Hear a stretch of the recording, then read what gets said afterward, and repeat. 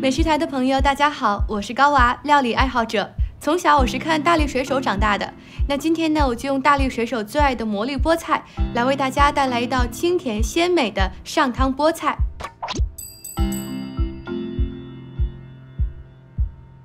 首先呢，我们将准备好的干贝泡水。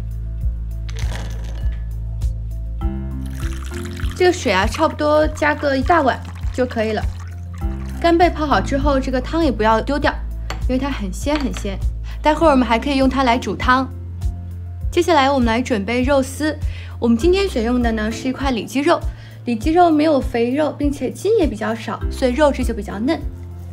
将里脊肉切肉丝。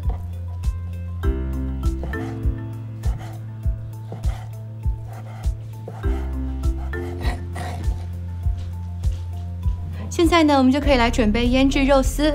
首先，我们放一点盐、淀粉，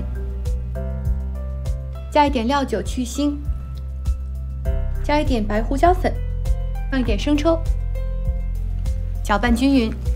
我们在腌制肉丝的时候呢，放一点淀粉，可以锁住肉丝里面的水分，让肉丝变得更嫩。好，就这样让它腌制一会儿。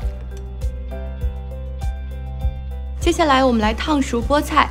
现在呢，我们已经烧开了一锅沸水，加一点食用油，再加一点点盐，下入菠菜。我们加食用油和盐的目的啊，是这样煮出来的青菜呢，可以又亮，并且可以保持青菜本来的绿，颜色很漂亮。菠菜在经过烫煮以后，可以去除它的草酸，减少涩味。因为菠菜很嫩，不能烫太久，所以我们看到水已经再次煮沸了，我们可以准备关火，捞出菠菜。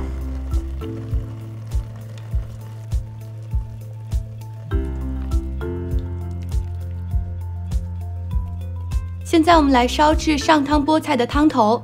首先热锅起油，现在油温已经上来了，我们爆香一点姜丝和蒜末。等到油温逐渐升高呢，我们可以快速的滑入肉丝。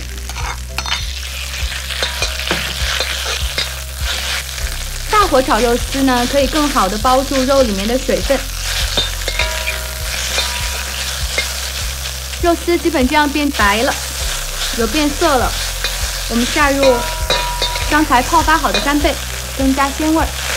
干贝呢已经提前捏碎了，继续翻炒。现在已经可以闻到干贝的香味了。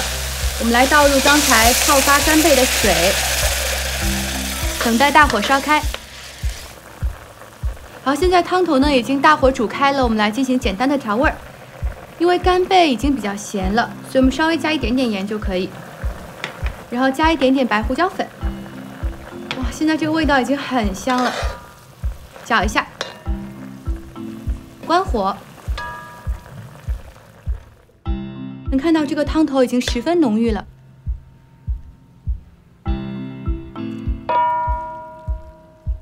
淋上汤汁，这样一道鲜香美味的上汤菠菜就做好了。